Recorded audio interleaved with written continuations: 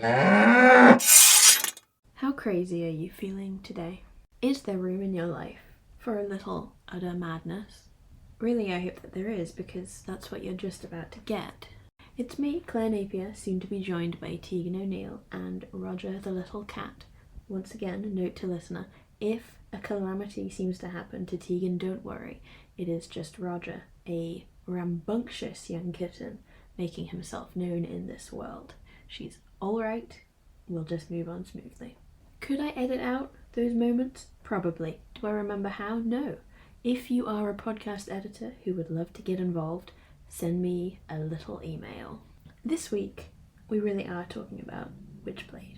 And let's be real, this is what people come to Top Cow for, or came, at least, for a good long time. Where did that all start? Why did it happen? Was there really any value to it? We're going to tell you. We're going to answer all of those questions, or at least most of them, I would say.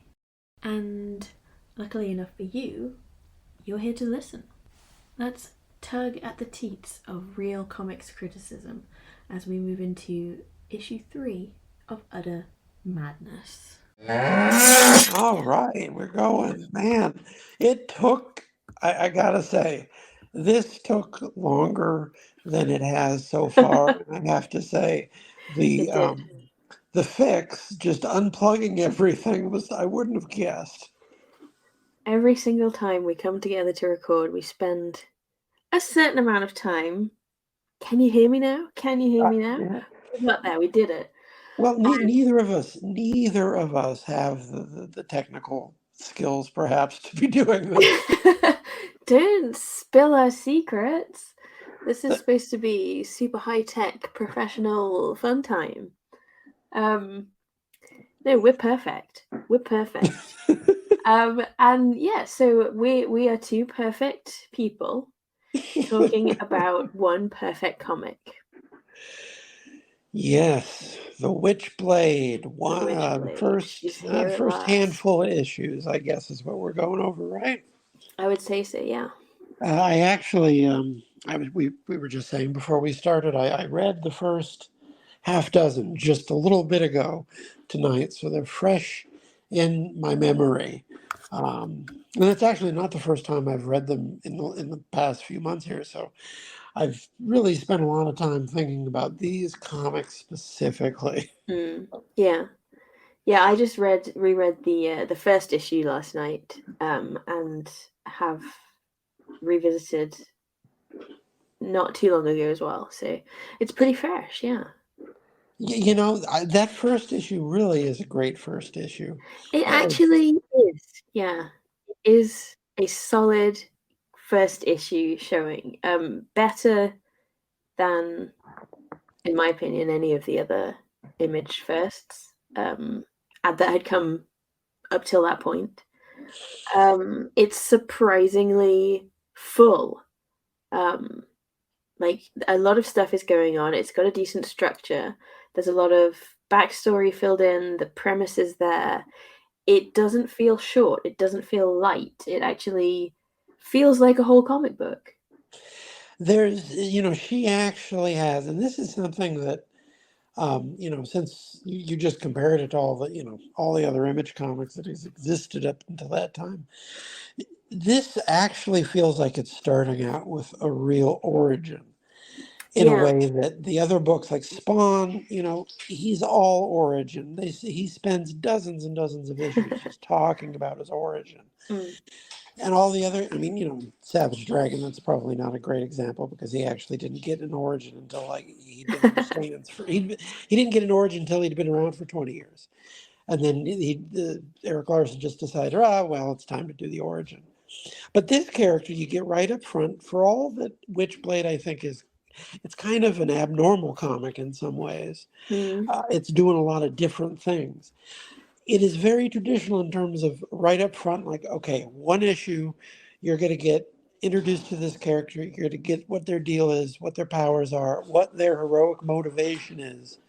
Yeah. They have a friend, they're a cop, they have their partner, their friend dies in the line of duty because they aren't able to save them in time. That's perfect hook right there to start your superhero character off. And it's not only that she has one friend, it's that, like, Roger, can you not do actually, that? oh, Roger, the podcast mascot Roger makes his first appearance today. Well, he was making this massive noise by just clanging against the He wants to heater on be the wall. involved. He knows He Witchblade is really, great, and he he wants to really be does. associated. Yes. The full cast of supporting characters are present and accounted for in this first issue. Sarah is there. Her professional structure is there, like her boss, her partner, another guy in the office, another guy in the office. Like even more generally than that, like where she stands, like socially at work. She's got. She talks about her childhood friends, so we get like a sense of where she's been and where she is now. We get her enemies, the boss enemy and the under enemy, The and then internal just some affairs guy. regular like weekly enemies like Gallo and even the informant in this issue, Drexler, is a long running character. There's so much in this first issue that actually forms the basis of the book as it continues. That it's Yeah, actually quite impressive. they know how to hit the ground running. There's not a lot of wasted space in terms of setting stuff up. Now, I will say, it doesn't necessarily have the same priorities as a lot of other comics. As you point out, it's really packed with all this stuff that a lot of the early Image books, most of the early Image books had, seen as completely superfluous. Didn't have expanded supporting casts. They didn't have any kind of, milieu for the characters. Um, I don't, for the most part, they didn't have, and I don't want to go too overboard on this, but you get the idea that Sarah Pezzini is someone who actually has some kind of interior life. They Yeah, have thoughts, they have opinions. They're maybe, she's maybe not too bright in some ways. She's kind of yeah, headstrong in others. She comes across as an actual character. she does. Yeah, She does things that aren't necessarily smart. She's yeah, not very good at her job. I yeah, think the book is actually very unambiguous about that fact. yeah. I probably would agree with that. It's definitely a part of my conception of the character, which I don't think is too headcanony. Um, yeah, she so the way that we first see Sarah at work technically is that she is dressed up in a slutty little vinyl outfit to infiltrate a drug dealer's den. And my On goodness, a has there ever been a character introduction quite like that scene? It's bombastic. It really is. She's on a personal vendetta, but she's also technically working. She and her partner Yi have infiltrated this place ahead of the actual bust that's going on, which is totally unprofessional. It's ridiculous. Yeah, You there's don't. nothing professional about how she goes about setting No, this up. And and then that she's going to is, complain about all of this getting thrown out yeah, because yeah. they didn't cross their I's or dot their T's. It's And like, as you no, you say, went yeah, off half-cocked. as you say, that is directly textual. Like she does get in trouble for it. She's told off by her boss, and that's when we hear about how they have like a personal relation outside of work. So we get 2 layers on that, which is pretty nice. And the internal affairs guy is there, which Oh, like puts God, in the that guy. professional level. I don't think he really comes to a great deal. Like he seems very ominous in this issue, and he carries on for a few, but I never found myself completely satisfied with the arc for I don't remember his name. I'm sorry, but I remember his image very very clearly in my mind. So at least he made some kind of an impact. Well, that's Michael Turner. He's not 100% yet. And one of the places you can see he's still sort of like maybe not 100% is some of the male background characters. he doesn't seem to want to spend a lot of time drawing them. Yeah, fair. But then some he does. He gives a lot of time and attention to Michael Yee, Sarah's partner, who, as you said, dies in this issue. He makes sure that he really registers before he goes, so we do feel some kind of some echo of Sarah's attachment to him, and he makes him completely gorgeous, which is like that helps, right? Well, And Sarah that's doesn't know anyone who isn't gorgeous. well, yeah, pretty much people the same age as her in the same age bracket are pretty much across the board hot, apart from Drexler. We'll give him that one. I mean, we meet her sister a few issues later. True. And I think that what we're supposed to get from that is like, oh, Sarah grew up kind of an ugly duckling in her sister's shadow in terms of like how they looked, but then you see the characters and it's like, well, they kind of look very similar. Yeah, I have a little thing on that, but let's not jump ahead. The way that that Yi is so hot, because he is like he's one of the Mark Silvestri hunks in Witchblade. He's very muscular. He's got beautiful flowing dark hair. It not only lets us like mourn him, I guess, because you set up this nice thing to look at and then you take it out of the comic largely. Like that's kind of a daring thing to do, I guess. It also establishes the subtext for Witchblade as a character piece, as it were, which I think that Christina is the one who really capitalized on, of course. Which is that Sarah only knows hot people, and that's like uncomfortable in some way because the psychosexual aspect of Witchblade being so front and center, only knowing hot people. Like it's kind of a it's an emotion, not emotionally necessarily, but like it's physically overwhelming in a way that is kind of interesting and definitely thematic. Like the idea that everywhere you turn there's a tremendous hunk who wants to mean something to you in some way. It's almost threatening. Like there's no respite from this beauty, I see. I'm flipping through the first issue now, and I'm seeing what you mean about Yi. They go out of their way to draw him. To draw Yeah, him as there's a one hunk. particular splash But that's just like bam. he's destined to be the Uncle Ben of the He series. is. He is. He dies because Sarah can't, be a hero fast enough. Yeah. Basically, he's the motivating corpse, so to speak. And then he becomes a ghost or like a zombie in a couple of issues a bit later. They don't forget him right away, which impresses me. He's sort of intrinsic to the DNA of Witchblade as a property, and he's a very big part of the TV show, which kind of proves the point there. But having like this revenant, this like handsome guy you're close with who is dead but won't leave in some way. Like there's just so much gothic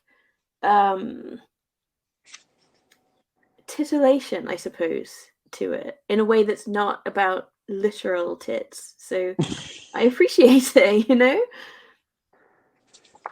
Well, it's definitely an equal opportunity book in terms of the fact that, the TNA, so to speak, it's right up front. They're not going out I of their think way it's not to quite hide equal. that.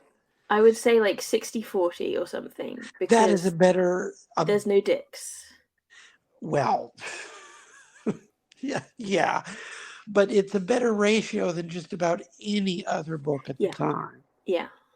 And Michael Turner was good for that for his whole career, to be fair to him. Like he loved to put guys in like bikini jewelry basically. Oh, His respect. when he was drawing Superman and Batman, And the whole thing with the emaciated Supergirl. Oh yeah. Maybe not his finest moment, that character design, but he drew Batman and Superman as hunks. They're not always drawn as hunks, but he Yeah, drew them that's as true. hunks.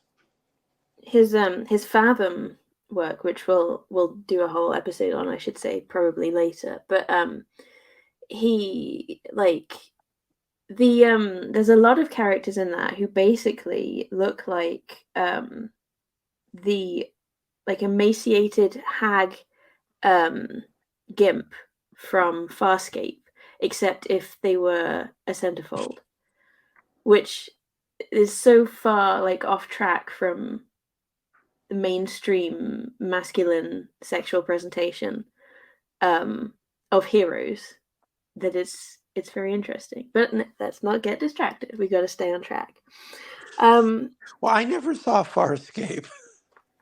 Well, it's not too much of a loss, in my opinion. Believe it or not, that was one of the my parents loved that show. I think they watched it all and they recommended it. But really, just a period where I wasn't watching a lot of television. Oh yeah, just about anything on television with sci-fi they ended up watching. I know that. What was I? So, so to jump from Yi to the other Silvestri hunk of the issue, just to get him established, because I do think that it's interesting that Witchblade has two of them, and then Yi dies, but then there's another one later, so the count stays high, because there is one in every book, and having two in the most successful book seems so appropriate. It's like being crowned. It's like the blessing of the guy is what made it happen. But this is Ian Nottingham, of course. Yeah, well, you can tell that whether it's on purpose or not, and I would tend to think it was more on purpose than not. Nottingham seems, he's definitely a type, like Yeah. like you were saying, the Silvestri, hunk, but the tall, dark, brooding, but also the long, gorgeous hair, slightly feminine cast to his features. That is definitely a certain type that girls find attractive. He's got a sword too. Oh well, yeah. I mean, once he starts, he's a badass. Yeah. He's enough of a badass that you read these first couple issues and you see what you can do and think, well, okay, there's no way he's not going to just murder Sarah in 30 seconds. Like he should not be fighting Witchblade. He should be fighting Spawn or something. But the interesting thing about Nottingham, in my opinion, and this only builds in the coming issues, is that he is, well, he's submissive. He belongs to, as it were, Mr. Irons, Kenneth Irons, the main villain. Yes. Who is the guy who owns the Witchblade Gauntlet, which is the magic glove that Sarah comes to put on, and it becomes whole body armor. It's the Witchblade. He owns it, and he wants to find the next wielder because it's much like Buffy. Only one woman is worthy every generation, or however many years. And it's a good thing that the Witchblade just happened to be in the one part of the world where that woman lived. Well, that's how destiny works, Tegan. I suppose. I just think, like, statistically speaking, it's probably someone in downtown Bangalore or something. You're making trouble. Yeah, Kenneth Irons is very rich. That's his thing. He's a very, very rich man, and he has interests, as they do, and one of his is the Witchblade. He knows its whole history. He knows every person who ever wore it, which makes his tournament that he's set up in this issue to find the new wielder very stupid, because his gallery of previous wielders contains only women, because only women can wear the Witchblade. And his tournament is set up for men. Well, I think he's getting off on seeing these men fail. I like that. Yeah, okay. I can take that. Yeah. It's all a power trip with this guy. It's basically like everything he does is so he can lord over someone. You know, just about every other photo, or not photo, every other illustration of him is, you know, from a down vantage, looking up at him, looking down in, you know, a disdainful way. That's just sort of That's his true, yeah. resting aspiration there, is just to be in control and manipulating That is people. a great observation, actually, because it's totally thematically appropriate. Like, he is the dominant villain who likes to dominate, and Ian is the submissive villain who does what he says. And it's taken to extremes. Like, they have like a bondage thing going on between them. Like, Irons puts him in a gimp suit and pumps water through him. Like, that's horny. It That's in is, the Christina years, so that is horny. you know, it is extraordinarily homoerotic in a way that only two very straight men can be. Yeah, they have like the eroticism of the thing going without it being romantic and without it being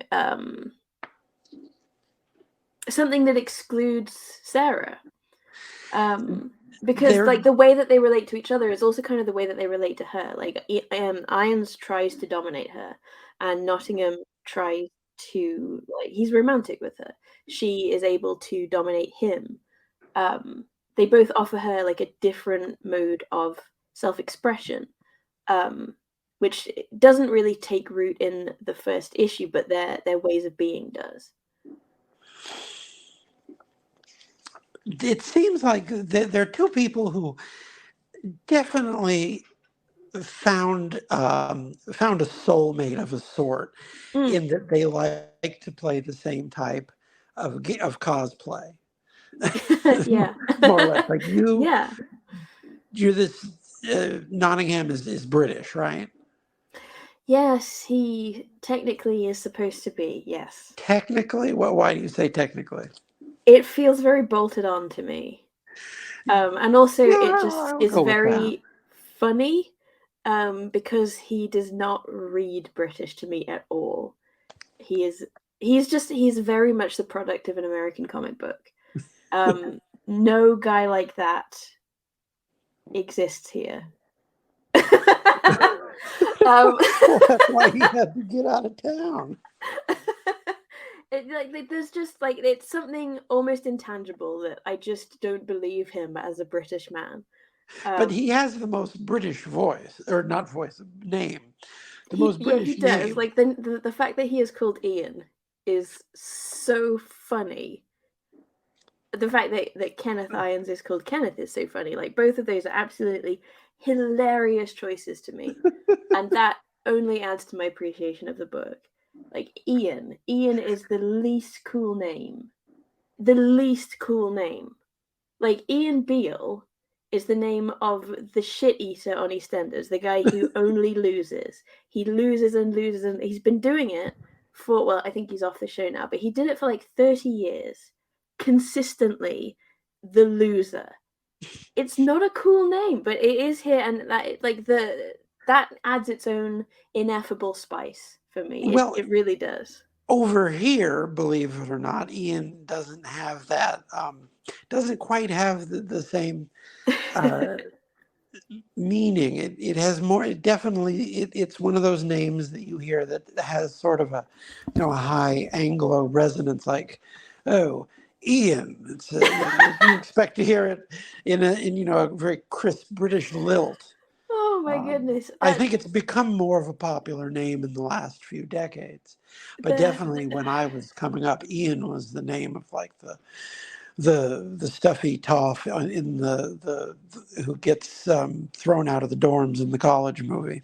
That's bizarre. Honestly, that is bizarre. Ian is so not an upper class name to me.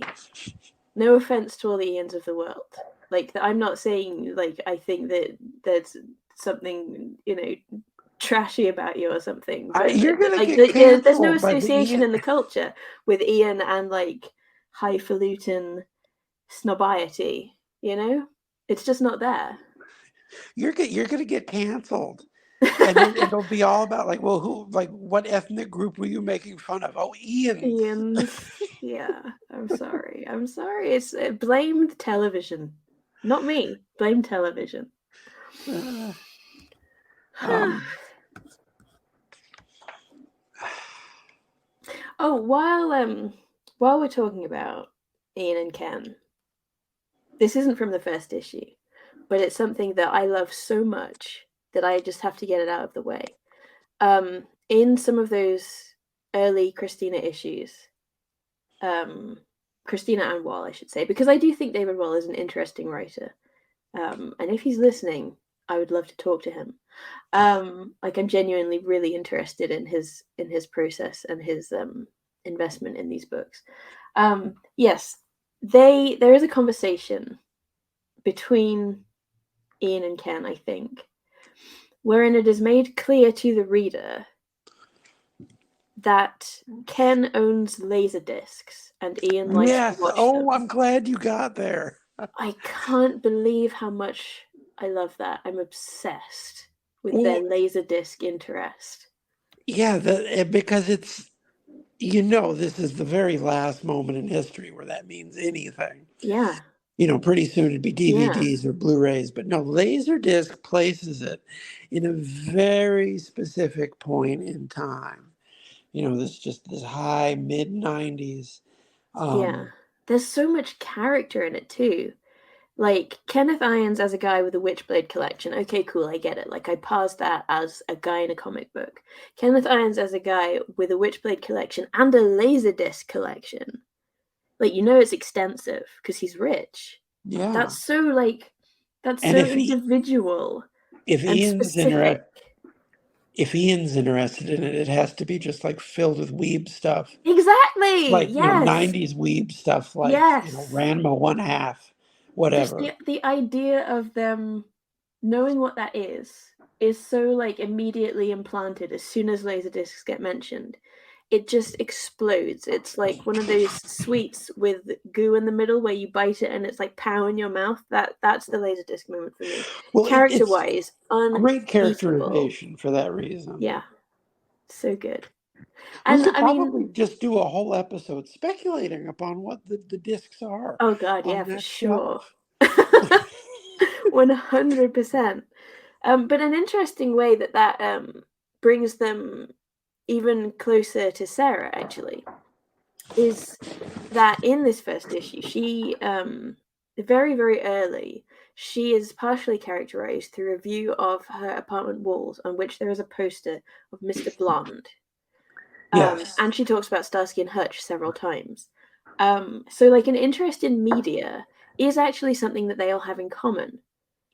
Well, that is something I think that really does set the book apart. Is that those little details Yeah, are the type of things that bring characters to life. yeah, Just what kind of music does the person listen to? What kind of TV shows do they watch? And yeah, sometimes comic books can be really tin-eared about this stuff, but I usually yes, give people credit just for trying. Because a lot of characters, and this is characters who've existed for decades, you don't know. Like, yeah. what kind of music does Peter Parker listen to? Like, Not a clue. not a Nothing even clue. occurs to me. Yeah, exactly. After all this time, there's never been like any insight into that. Yeah, yeah. Like I've just been doing some Twitter threads, which I've transferred to my own Patreon, separate to the Udder Madness one. Sorry, they are free posts though. About how character design is handled in fighting games, and one of the things that I've really been bringing focus to is how giving this kind of information detail, just little bits of it, creates so much dimension in the minds of the audience. Like one character has a prized possession that is a ring from a particular fashion brand, and the fashion brand in question says so much about who he would be as a person, that associative immediate opportunity is just transferred right from creative mind to audience mind. It's so effective. Like if the people who are listening to us are creative people, like don't sleep on this kind of detail. It's so good. It is so rewarding to the reader, and it's like so efficient.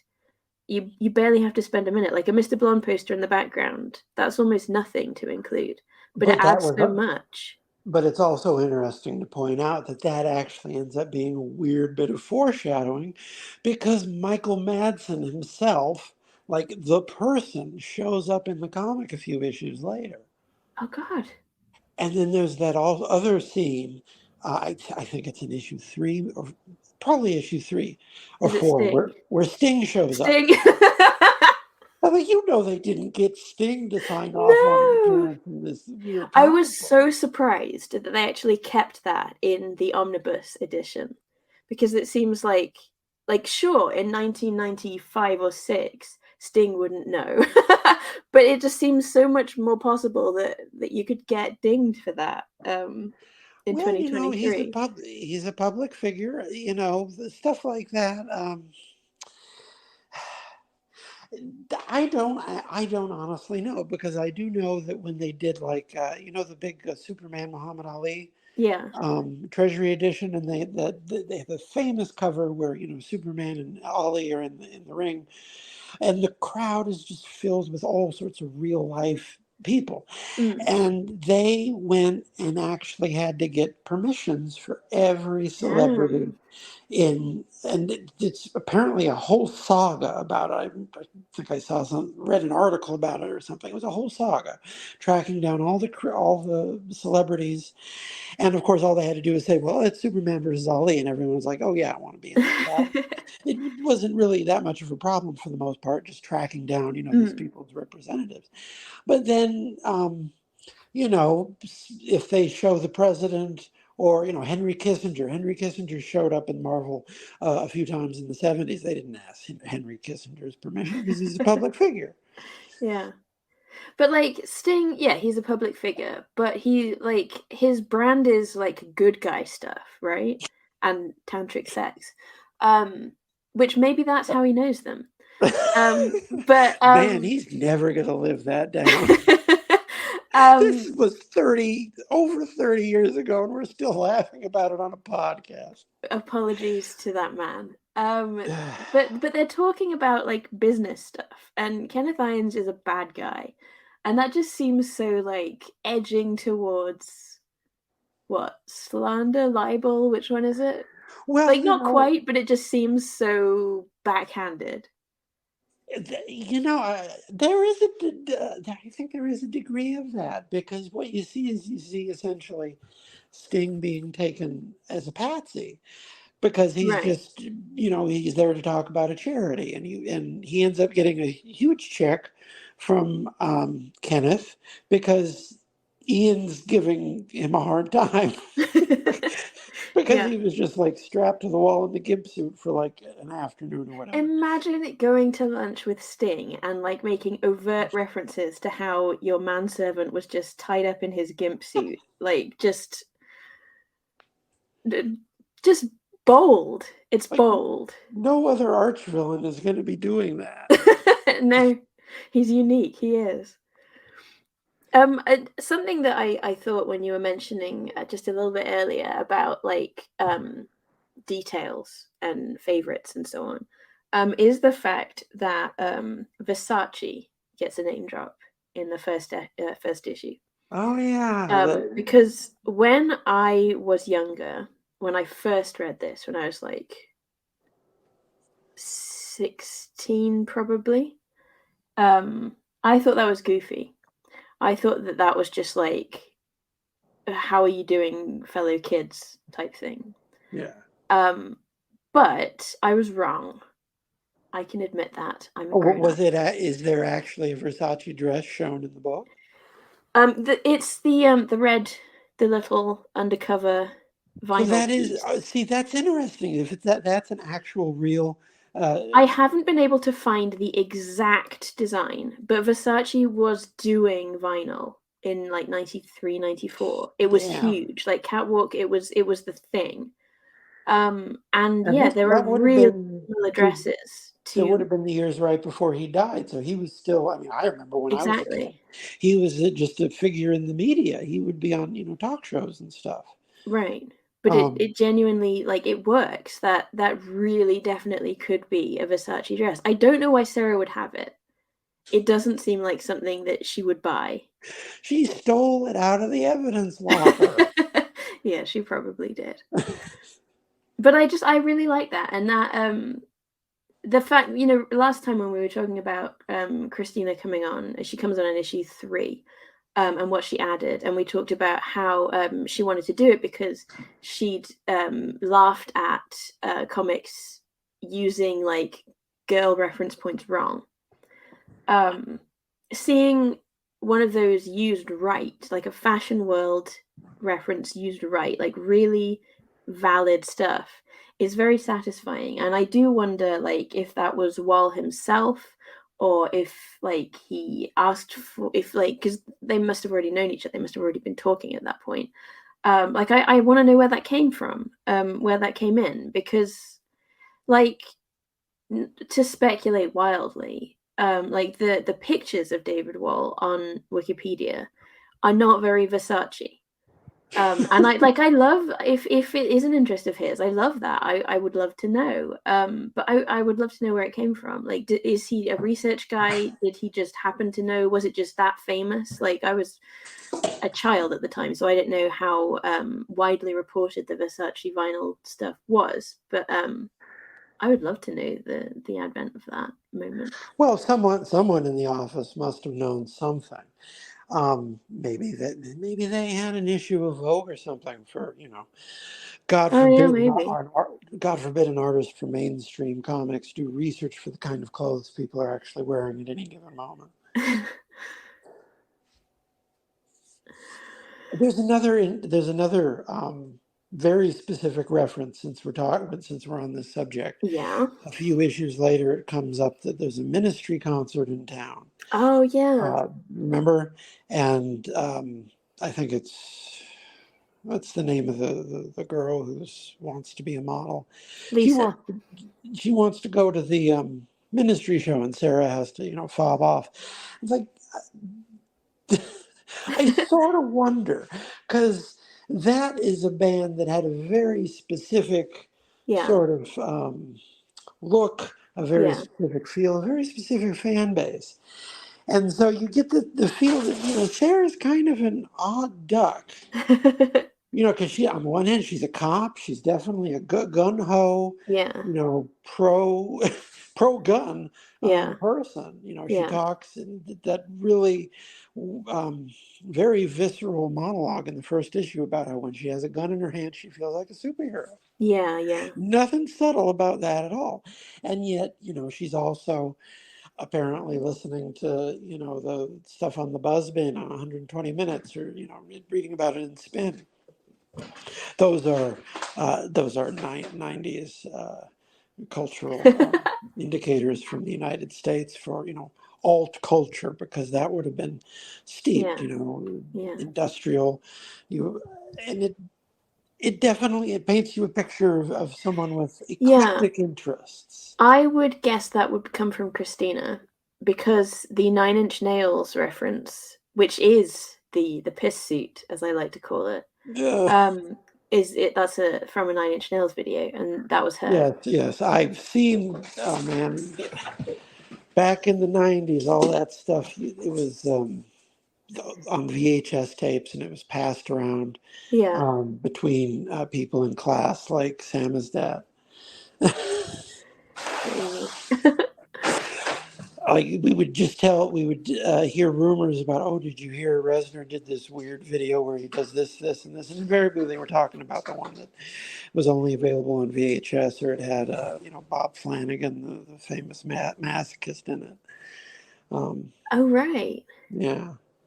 And yeah, I Cool. think I've seen, was it one of the letters pages where Christina was actually talking more at length about the music, and she dropped the Chemical Brothers name, and In 1995, that would have been like right when they came out. So she had her finger on the pulse of what Mm. was hot coming over the sea overseas from the UK, because she mentions Underworld, she mentions the Chemical Brothers at a time before those bands were anyone over here.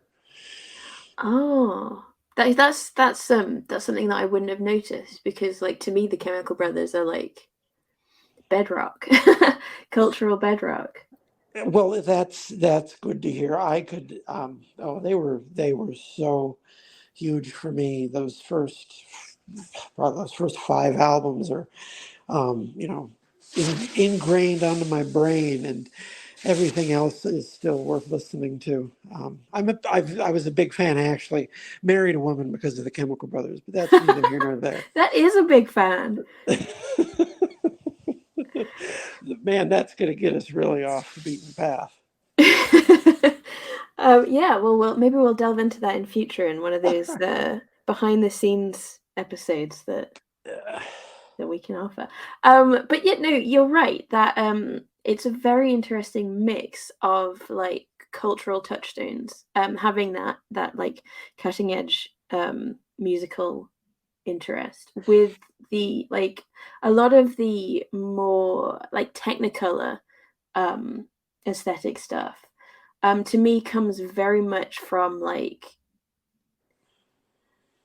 very mainstreamish or if not mainstream then like very like syndicated visual glamour. Like to me when I the first time that I watched the introduction, the like the credit sequence for the show Silk Stockings, which was just a TV Oh show, I my. was like, holy shit, that is a Witchblade. Like absolutely 100% like aesthetic match.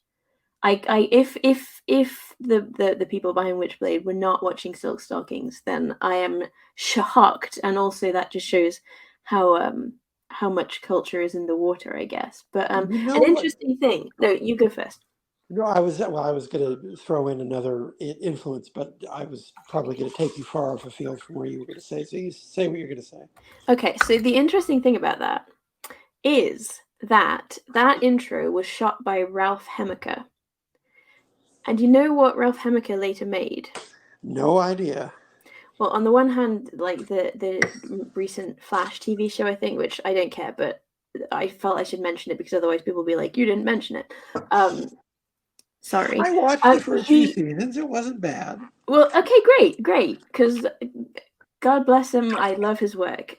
He made the Witchblade TV show. Oh, really? Yes, he was like at least co-responsible for the look, the feel, the vibe, like bam, bam, bam. That was so satisfying to me when I discovered that. Like, yes, I saw the weave. Wow, that's really cool. Yeah, Mm. that's extraordinarily cool. We're gonna, we're gonna have to figure out what streaming service that's on, so I can start watching it, I guess. I don't think it's anywhere. It's really hard to find. Oh, I'll have then to what am like I gonna do? post you my DVDs or something.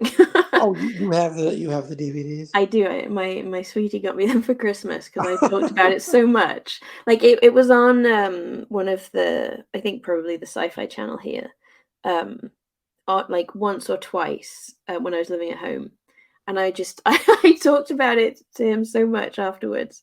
And like every now and then I just be like, yeah, that show, like I wish I could watch it again. And eventually he got me the DVDs and we watched it. And like it's a good show. Like genuinely, it is a good show. Which you'll see, you'll find out. I'll take your word for it. I'm going in with an open mind. I haven't seen a minute of it because I remember when it came out, the ads it didn't look like Witchblade just based upon the ads that I Mm, saw. It yeah, looked I think like, that's a fair. basic cable drama, which It it does was, to be have fair. actually a grungier look than the comics, which is an interesting evolution. It's slightly more appropriate for the like the actual year that it came out in. Well, Michael Turner couldn't draw grunge if you put a gun to his head. That is true. It's not the way his brain works, because That there are is, a couple grungy characters in these comics who still you're come out right. looking sort of like the glamorous. You're Like right. the guy in the first issue, I guess he's kind of a hippie, like a granola guy Drexler. who's Drexler, the yeah, informant, who's yeah. the informant. He's supposed to be kind of like a grungy, 90s hippie dude, Yeah. definitely a type, Yeah. but he comes off looking just kind of pretty. He does kind of look like if a Bratz doll was supposed to be like a stoner. Yeah, exactly. And It is a little incongruous. anyway, what I was going to say before, Yes. because you were On talking a about tear. silk stockings. You were talking about silk stockings Hmm. and being an influence. What I was thinking when I was rereading through them this last time was, I was reminded actually of Miami Vice, not the Hmm. TV, not the movie, but the original TV show. Have you ever seen it? I haven't actually, no. It ran on TV. I mean, it ran on TV about a decade before Witchblade was on, but it Hmm. was it Is was that the one? Because I think that I sort of culturally osmosis know it. Is that the one where they wear rolled up sleeves? Yes, Okay. that was the show where it was the cops were wearing really stylish clothing. Yeah. They were fashion plates, in Florida with, Maybe I should high then. glamour. And it's definitely a show where, handsome people are standing around looking intense, but also like well coiffed. Yes. Definitely has some of that feel of like, well, it's a police drama, it's about organized crime, it's about, drugs, all this stuff. But it's also about like looking at, Don Johnson being like really hot on a boat in southern Florida. Now that Uh-huh. was the appeal of the show Okay, for cool. other people, Yeah. besides me. Not my type, I guess you would say. Yeah. Um, but that was the what sprung to mind, because there's this, that heightened reality of, Yeah. well, on the one hand, yes, she's a police officer and she's based in this police milieu, and that the thing I said last time about how she was going to be a fireman, but then Mhm. they decided, well, if we make her a police officer, we'll get more stories out of that, and that's Yeah. 100%, true. But at the same time, it can only be so much like an actual, police show, because at the same time, Yes. you have to make time for the handsome people and the beautiful people to sit around and pout. Having said that, another point of reference that I often ascribe to Witchblade springs to mind, which it's Baywatch again. Yes. Because like it does have a procedural style. Like the format of Baywatch is Mystery of the Week. And it's not just like the sexualization visual content. It's also the like post Guns N' Roses video aesthetic set dressing of the dream sequences in Baywatch in the earlier seasons. There are some really witchbladey stuff there. Like there's loads of candles and You dry know your ice Baywatch mist. better than I do, I have to say. Well, yeah, I do. I mean, I like I it was a thing as a child. I dipped back in as an adult, like out of irony poisoning, and also like I watch my friend Alison's web show, which she does Baywatching, which like what's the word for it? Synopsizes every episode, so it Oh, is it is interesting. it is not honestly come by Baywatch knowledge. It's yeah, secondhand, but still Um, accurate, I think. that's yeah. I don't. I honestly, I never have seen an episode of Baywatch. It's not something that would have been Really? on. It's not something that my parents would have put on, and it's not No, something that mine I would have neither. put on. Um, I always like to like try and understand um the discourse And as I mentioned before, like there was a whole lot of Baywatch discourse when it was on here, so it's been kind of a lifelong project to retroactively understand like what that was. It's not so much personal interest because it's not a good show. I just I mean, here we are doing a Witchblade podcast. Like it's the same drive for me. Yeah, but I wouldn't be surprised if Michael Turner was a Baywatch reviewer. Well, he Not because definitely of seems like a beach guy, like right, like through and through. he's big on swimmers, Oh, and there's the the water. big double page spread in here of Sarah swimming when she is dives off the boat when after she's been kidnapped. Oh yeah, yeah. I made special note of that because, hey, I mean, he's about after this, he goes into the water in a big way. He sure does, yeah, unfathomably. Um, but yeah, his style of drawing is I very. almost spit out. I almost spit out my nose. It wasn't that good. No, it wasn't good, but it got me. He draws dolphin-like people. Yeah, he draws dolphin-like people, hunks and babes who all have this sort of like, very, well, I guess dolphin-like, sinewy.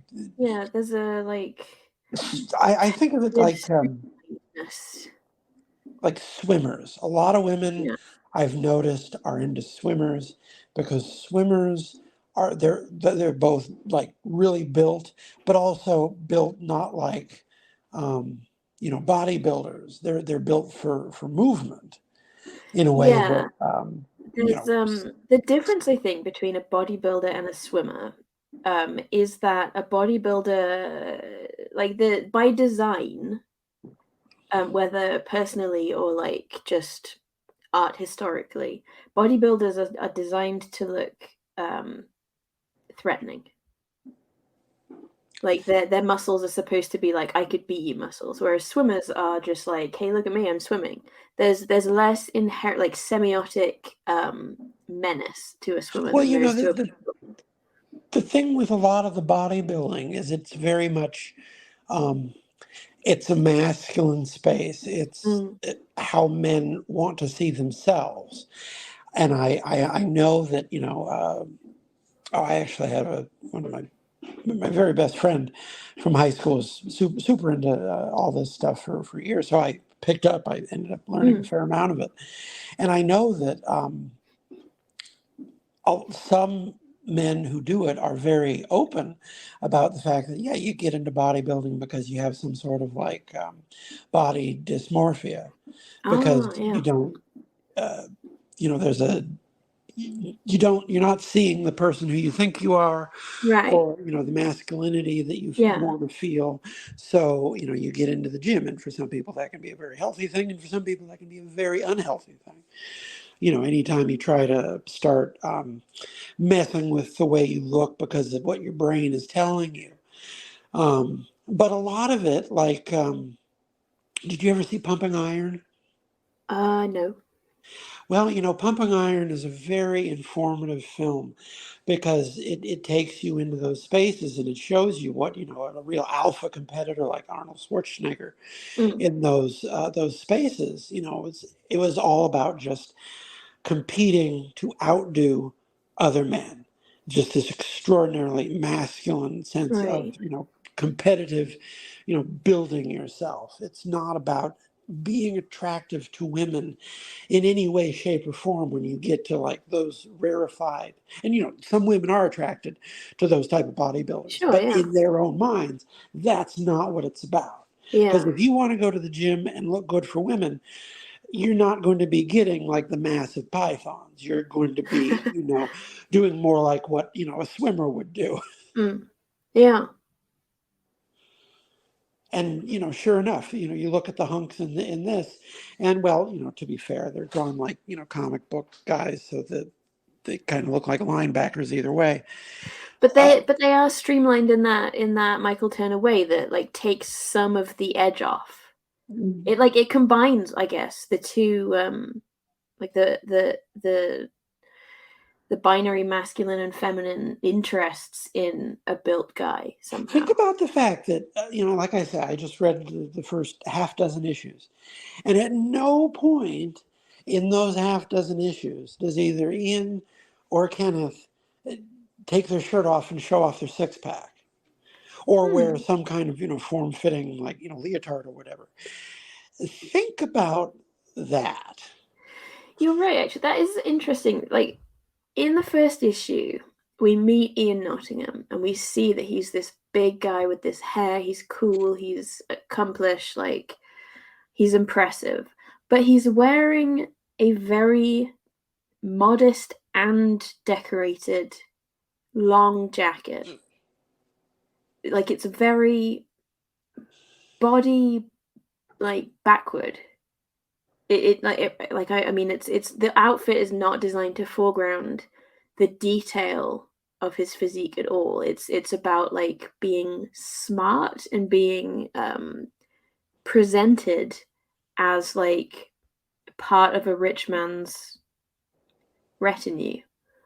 Yeah, that's probably a good way of putting it. He's wearing, these, Asian inspired. I don't know what they actually would wear, but he's wearing things that a weeb would wear and look absolutely stupid in. But in a comic book, he puts it on and he looks like hot shit. Yeah. Oh wait, are we cussing on this? We have been.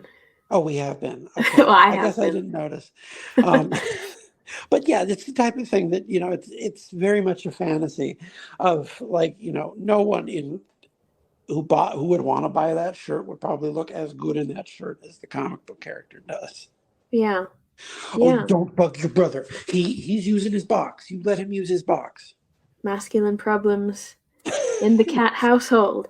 But now, talking of masculine like perspectives, one of the interesting things about Sarah is that even in this first issue, she is positioned so much as like someone who tries to be one of the boys.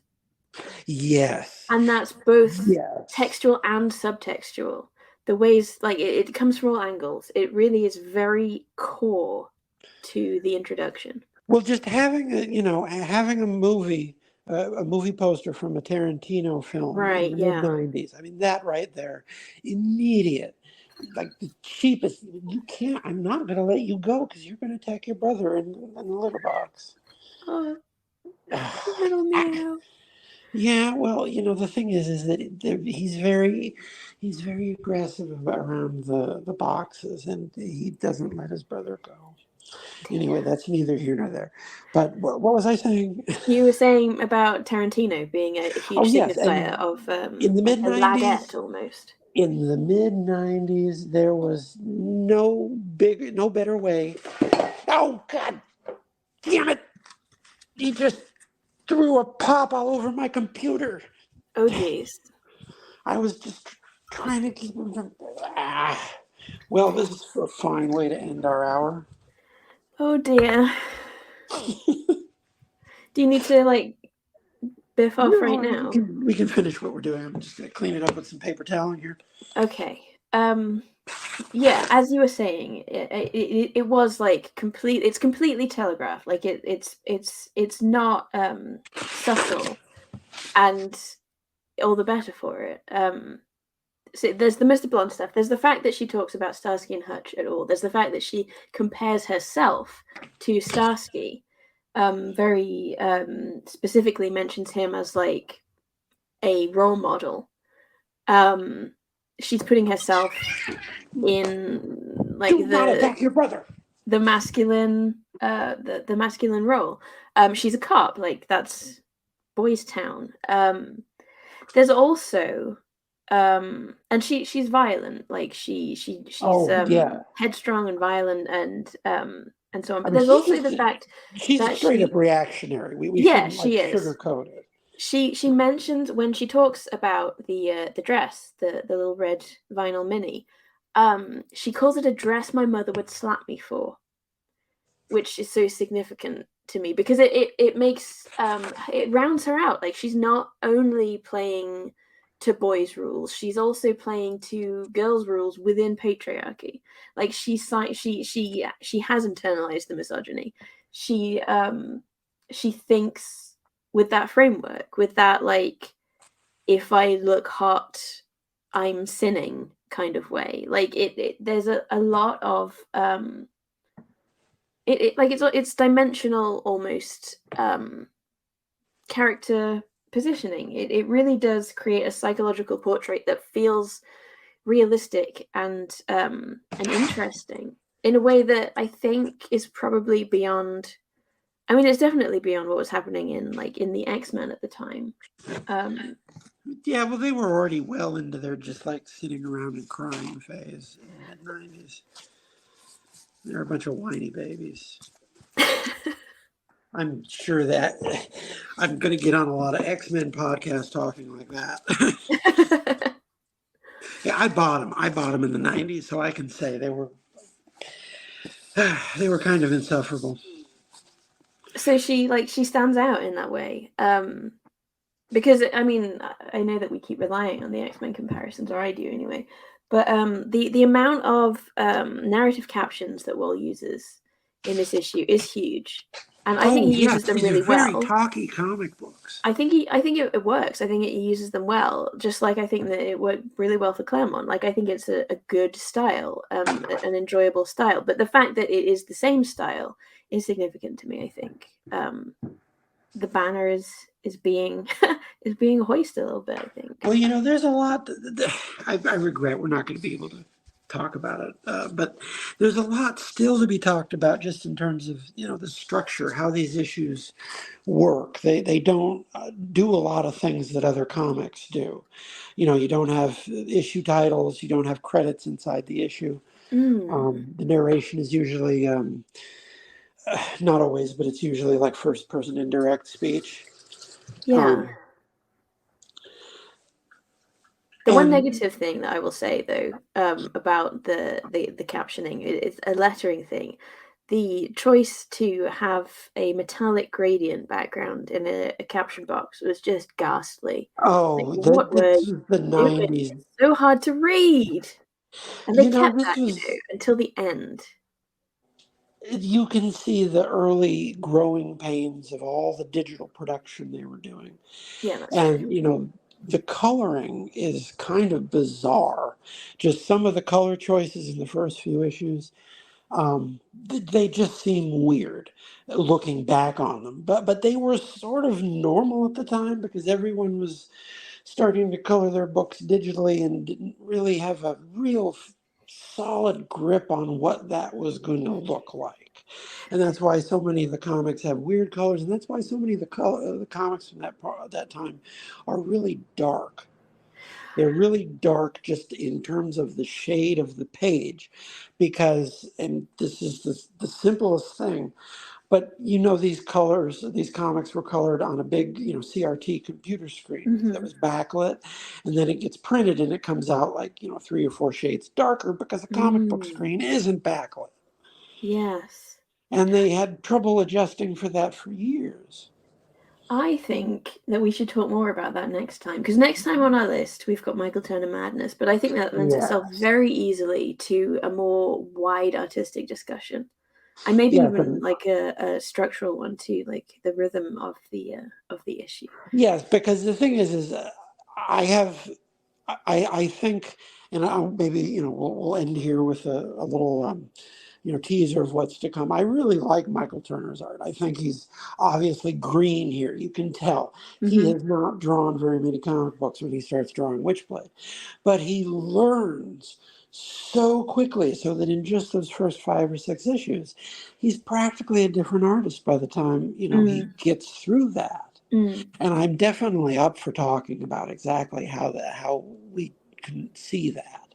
Excellent. Well, we'll leave it here for today then, and leave all you listeners looking forward to what we might get up to next time. And I'm sure they'll be looking forward to what Rogers is going to be getting up to next time as well. Undoubtedly, the naughtiest cat on the block. Oh, he is. He just wants to go after his poor brother. Well, it's goodbye from me, it's goodbye from Tegan, it's goodbye from Roger. Yes. See y'all later, folks. Moo. Well, how was that for informative? Personally, I would say very. I think we did a fantastic job of it for you this week. If you agree, I assume you'll show your appreciation by backing our Patreon, whether at the Ian or the Kenneth tier, Ian being $3 regular, you get everything, Kenneth being $8 regular, you get everything, but we get a little more money, because Kenneth Irons is rich. If you are a Patreon backer, you get all of these episodes earlier than everybody else, and you also get bonus stuff that nobody else gets at all. And if you didn't think this was a good episode, tell us why. We'll probably say that you're wrong, but at least you'll have made a go of it. If you have any additional questions, we would love to hear them.